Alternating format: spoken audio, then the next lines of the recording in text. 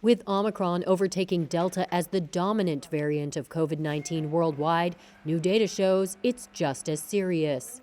Researchers at Imperial College London compared some 11,000 Omicron cases to nearly 200,000 people infected with other variants and saw no evidence of Omicron having lower severity than Delta. That's according to a report issued ahead of peer review.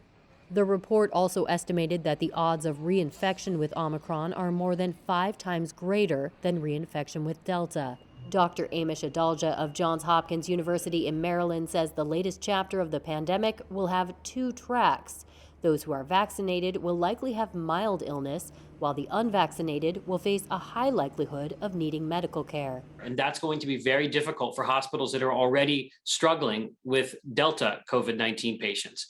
So the death toll, I think, in the end is probably going to be similar to what it would have been with Delta. However, this is going to occur faster because of the way Omicron spreads. The Omicron variant now accounts for more than 70% of all U.S. COVID-19 cases, according to the CDC, with New York City reporting more than 90% of its cases are due to Omicron.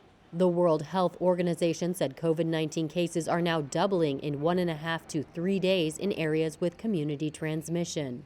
Countries across Europe are imposing new lockdowns as a wave of Omicron washes across the continent. Israel and the U.S. reported their first deaths from the variant Monday. Despite an increase in cases, U.S. health authorities are considering reducing the 10-day recommended quarantine period for Americans who test positive for COVID-19, White House medical advisor Anthony Fauci said on CNN Tuesday.